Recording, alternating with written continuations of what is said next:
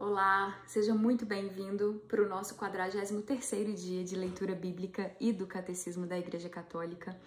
Graça, paz e bem, alegria, força, esperança e muito amor do nosso Deus nos nossos corações todos os dias. Amém? Seguimos hoje com as leituras de Êxodo capítulos 18 e 19, Salmos 42 e 43, Mateus, nós já lemos o capítulo 23 todo no vídeo anterior, então hoje eu não vou ler Mateus, mas vou ler o catecismo do dia anterior e de hoje. A gente fez essa troca, né? Lembra? Eu fiz. Porque eu quis continuar com a leitura de Mateus. Ao invés de interromper e dividir o capítulo, eu preferi seguir com todo o capítulo de Mateus ontem. No vídeo de ontem. Então, seguimos hoje com essas leituras pela graça de Deus, com muita gratidão por essa oportunidade desse trabalho e pedindo a Deus que nos abençoe, em nome do Pai, do Filho e do Espírito Santo, com a graça da compreensão da palavra. Iniciamos então com Êxodo, capítulo 18. Encontro de Jetro com Moisés. Jetro, sacerdote de Madiã, sogro de Moisés, ouviu tudo o que Deus havia feito a Moisés e a Israel, seu povo, como Yahvé havia feito Israel sair do Egito.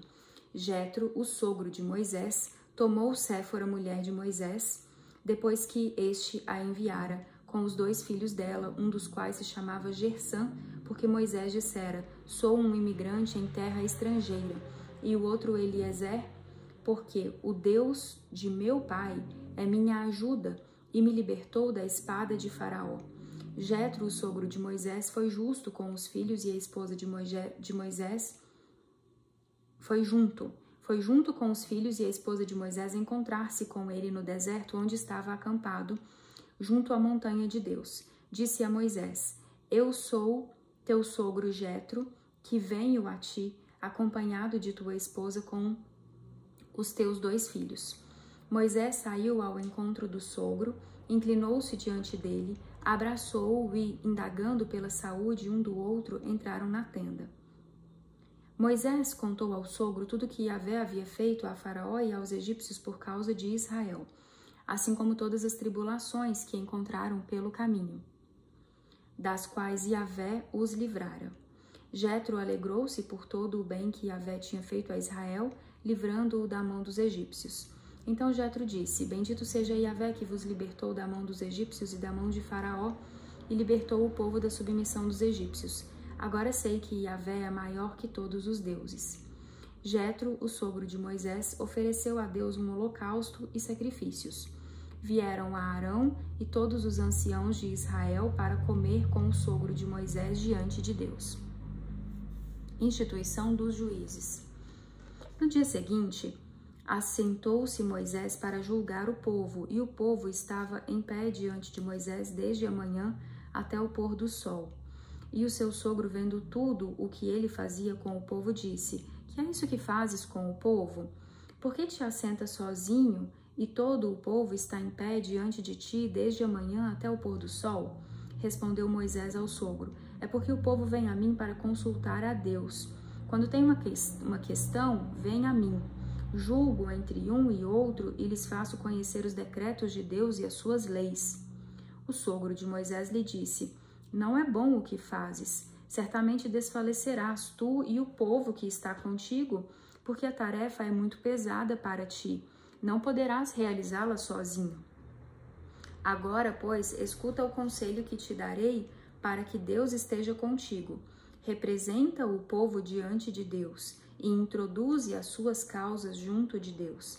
Ensina-lhes os estatutos e as leis, faze-lhes conhecer o caminho a seguir e as obras que devem fazer. Mas escolhe do meio do povo homens capazes, tementes a Deus, seguros, incorruptíveis, e estabelece-os como chefes de 1000, chefes de 100, chefes de 50 e chefes de 10. Eles julgarão o povo em todo o tempo. Toda causa importante atrarão a ti, mas toda causa menor eles mesmos julgarão. assim será mais leve para ti, e eles levarão a carga contigo. Se assim fizeres, e Deus te ordenar, poderás então suportar este povo, que por sua vez tornará em paz ao seu lugar.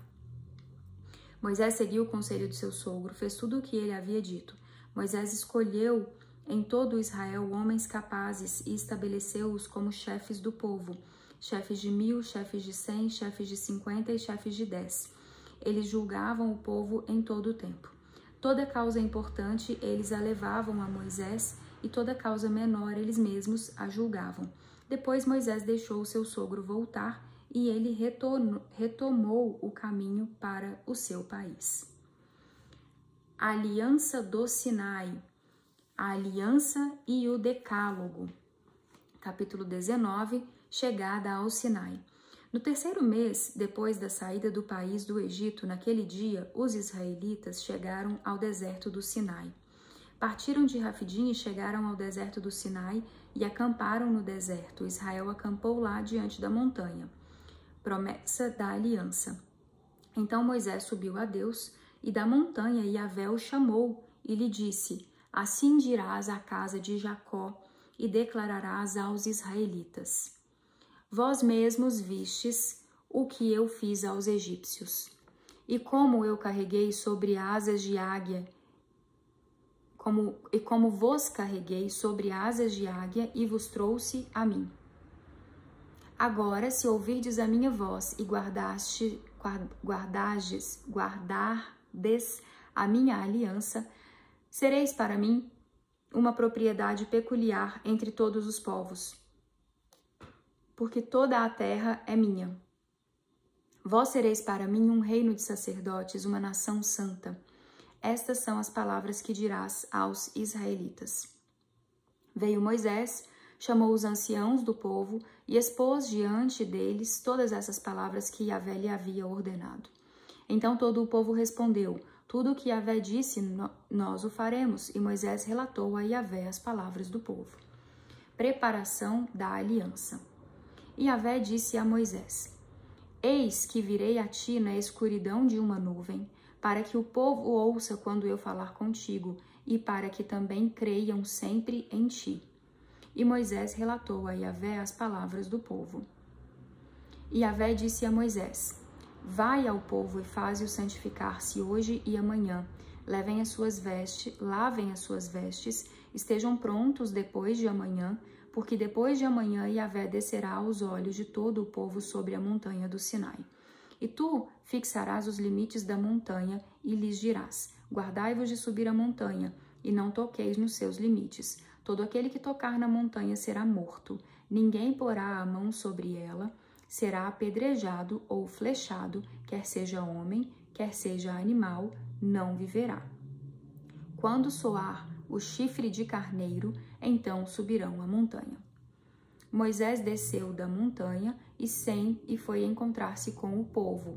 Ele o fez santificar-se e lavaram as suas vestes. Depois disse ao povo: estai preparados para depois de amanhã, e não vos chegueis à mulher. A teofania. Ao amanhecer, desde cedo, houve trovões, relâmpagos e uma espessa nuvem sobre a montanha e um clangor muito forte de trombeta, e o povo que estava no acampamento pôs-se a tremer. Moisés fez o povo sair do acampamento ao encontro de Deus e puseram-se ao pé da montanha. Toda a montanha do Sinai fumegava, porque Yahvé descera sobre ela no fogo. A sua fumaça subiu como a fumaça de uma fornalha, e toda a montanha tremia violentamente. O som da trombeta ia aumentando pouco a pouco. Moisés falava e Deus lhe respondia no trovão. E Yahvé desceu sobre a montanha do Sinai, no cimo da montanha. E Yahvé chamou Moisés para o cimo da montanha, e Moisés subiu. E Yahvé disse a Moisés: desce e adverte o povo que não ultrapasse os limites para vir ver Yahvé, para muitos deles não perecerem. Mesmo os sacerdotes que se aproximarem de Yahvé devem se santificar, para que Yahvé não os fira. Moisés disse a Yahvé: o povo não poderá subir a montanha do Sinai, porque tu nos advertiste dizendo: delimita a montanha e declara-a sagrada. Yahvé respondeu: vai e desce, depois subirás tu e Arão contigo. Os sacerdotes, porém, e o povo não ultrapassem os limites para subir a Yahvé, para que não os fira. Desceu, pois, Moisés até o povo e lhe disse. Esses foram capítulos 18 e 19 do Êxodo. Gente, até o final eu aprendo que não é no plural, é Êxodo. Salmos 42 e 43. Lamento do levita exilado. Do mestre de canto, poema dos filhos de Coré. Como a corça bramindo por águas correntes, assim minha alma brame por ti, ó meu Deus. Minha alma tem sede de Deus, do Deus vivo. Quando voltarei a ver a face de Deus? As lágrimas são meu pão, noite e dia. E todo dia me perguntam: onde está o teu Deus? Começo a recordar as coisas e minha alma em mim se derrama. Quando eu passava sob a tenda do Poderoso em direção à casa de Deus, entre os gritos de alegria e ação de graças e o barulho da festa. Porque te curvas, ó minha alma, gemendo dentro de mim? Espera em Deus, eu ainda o louvarei, a salvação da minha face e meu Deus. Minha alma curva-se em mim e por isso eu me lembro de ti, desde a terra do Jordão e do Hermon, de ti, ó pequena montanha. Grita um abismo a outro abismo com o fragor das tuas cascatas, tuas vagas todas e tuas ondas passaram sobre mim. De dia, Yahvé manda o seu amor e durante a noite eu cantarei uma prece ao Deus da minha vida. Direi a Deus, meu rochedo: por que me esqueces? Por que devo andar pesaroso pela opressão do inimigo? Esmigalhando-me os ossos, meus opressores me insultam, repetindo todo o dia: onde está o teu Deus? Por que te curvas, ó minha alma, gemendo dentro de mim? Espera em Deus, eu ainda o louvarei, a salvação da minha face e meu Deus. Julga-me, ó Deus, defende minha causa contra uma nação sem fidelidade. Do homem iníquo e fraudulento, liberta-me.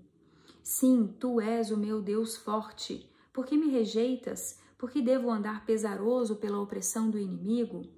Envia tua luz e tua verdade. Elas me guiarão, levando-me à tua montanha sagrada, às tuas moradias. Eu irei ao altar de Deus, ao Deus que me alegra. Vou exultar e celebrar-te com a harpa, ó Deus, o meu Deus. Porque te curvas, ó minha alma, gemendo dentro de mim? Espera em Deus, eu ainda o louvarei, a salvação da minha face e meu Deus. Amém. Agora, o Catecismo, a leitura do Credo, na versão símbolo niceno-constantinopolitano. Creio em um só Deus, Pai Todo-Poderoso, Criador do céu e da terra, de todas as coisas visíveis e invisíveis. Creio em um só Deus, Jesus Cristo, Filho unigênito de Deus, nascido do Pai antes de todos os séculos, Deus de Deus, luz da luz, Deus verdadeiro de Deus verdadeiro, gerado, não criado, consubstancial ao Pai. Por ele todas as coisas foram feitas e por nós homens e para a nossa salvação desceu dos céus. E encarnou pelo Espírito Santo no seio da Virgem Maria e se fez homem. Também por nós foi crucificado sob Pôncio Pilatos, padeceu e foi sepultado. Ressuscitou ao terceiro dia, conforme as Escrituras, subiu aos céus, onde está sentado à direita do Pai, e de novo há de vir em sua glória para julgar os vivos e os mortos. E o seu reino não terá fim. Creio no Espírito Santo, Senhor, que dá a vida e procede do Pai e do Filho, e com o Pai o Filho é adorado e glorificado, ele que falou pelos profetas. Creio na Igreja una, santa, católica e apostólica. Professo um só batismo para a remissão dos pecados e espero a ressurreição dos mortos e a vida do mundo que há de vir. Amém. Agora, continuação dos parágrafos 337 até 354. respectivamente, as leituras que seriam do dia de ontem e hoje, ok? O mundo visível. Foi Deus mesmo quem criou o mundo visível em toda a sua riqueza, diversidade e ordem. A Escritura apresenta a obra do Criador simbolicamente como uma sequência de 6 dias de trabalho divino que terminam com o descanso do 7º dia.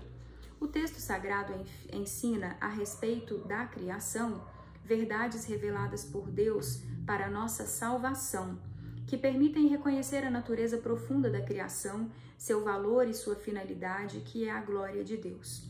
Não existe nada que não deva sua existência a Deus Criador. O mundo começou quando foi tirado do nada pela palavra de Deus. Todos os seres existentes, toda a natureza, toda a história humana tem suas raízes neste acontecimento primordial, a própria gênese pela qual o mundo foi constituído e o tempo começou. Cada criatura possui bondade e perfeição próprias. Para cada uma das obras dos 6 dias se diz, e Deus viu que isso era bom. Pela própria condição da criação, todas as coisas são dotadas de fundamento próprio, verdade, bondade, leis e ordens específicas. As diferentes criaturas, queridas em seu próprio ser, refletem cada uma, a seu modo, um raio da sabedoria e da bondade infinitas de Deus. Por isso, o homem deve respeitar a bondade própria de cada criatura, a fim de evitar o uso desordenado das coisas, que menospreze o Criador e acarrete consequências nefastas para os homens e o meio ambiente. A interdependência das criaturas é querida por Deus. O sol e a lua, o cedro e a pequena flor, a águia e o pardal, as inúmeras diversidades e desigualdades significam que nenhuma criatura se basta a si mesma, que só existem em independência recíproca, para complementarem-se mutuamente a serviço umas das outras. A beleza do universo, a ordem e a harmonia do mundo criado resultam da diversidade dos seres e das relações que existem entre eles. O homem as descobre progressivamente como leis da natureza. Elas despertam a admiração dos sábios. A beleza da criação reflete a infinita beleza do Criador. Ela deve inspirar o respeito e a submissão da inteligência do homem e de sua vontade. A hierarquia das criaturas é expressa pela ordem dos 6 dias, que vai do menos perfeito ao mais perfeito. Deus ama todas as suas criaturas, cuida de cada uma, até mesmo dos pássaros. No entanto, Jesus diz, vós valeis mais do que muitos pardais. Citação de Lucas, capítulo 12. Ou ainda, Mateus, capítulo 12, um ser humano vale muito mais do que uma ovelha.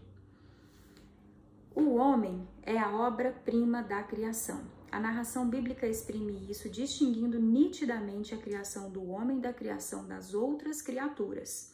Existe solidariedade entre todas as criaturas pelo fato de terem todas o mesmo Criador e de todas estarem ordenadas à sua glória. Louvado sejas, meu Senhor, com todas as tuas criaturas, especialmente o Senhor, irmão Sol. Falou irmão Sol, eu tive que checar aqui, gente, até parei a leitura, com licença. Tava falando aqui de existe solidariedade entre todas as criaturas pelo fato de terem todos o mesmo Criador e todas estarem ordenadas à sua glória. Na hora que eu li isso, eu me lembrei de São Francisco de Assis. Irmão Sol, irmã Lua, essa coisa linda, esse sentimento harmônico de enxergar que tudo da natureza é criação de Deus também, assim como somos, né? E ter esse amor por tudo que é da criação. Então, e aí eu comecei a ler, Irmão Sol, eu parei aqui para ver qual era a referência, e é o São Francisco de Assis. Vou retomar a leitura. Eu tenho um carinho muito especial por São Francisco de Assis. A oração de São Francisco de Assis, aquela da transmutação, né? Da força de Deus, transformando tudo que não é bom em tudo que é mal em bom, tudo que é sombra em luz. Senhor, fazei-me instrumento de vossa paz, onde houver ódio que eu leve o amor, e aí continua, né? Pois é dando que se recebe. Finaliza assim, né? Continuando. Citação de São Francisco de Assis, Cântico das Criaturas.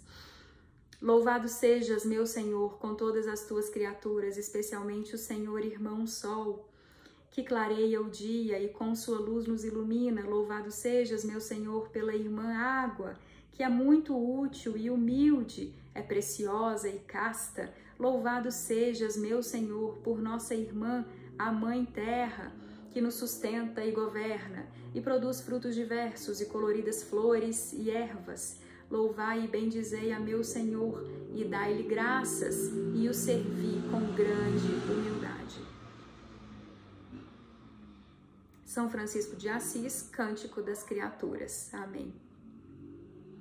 O sábado, fim da obra dos 6 dias. O texto sagrado diz que Deus concluiu no 7º dia a obra que tinha feito. E assim o céu e a terra foram terminados no 7º dia. Deus repousou e... vou retomar. O sábado, fim da obra dos 6 dias. O texto sagrado diz que Deus concluiu no 7º dia a obra que tinha feito. E assim o céu e a terra foram terminados. No 7º dia, Deus repousou e santificou e abençoou este dia. Citação de Gênesis capítulo 2. Essas palavras inspiradas são ricas de ensinamentos salutares. Na criação, Deus depositou um fundamento e leis lhe permanecem estáveis, leis que permanecem estáveis, nos quais o crente pode se apoiar com confiança e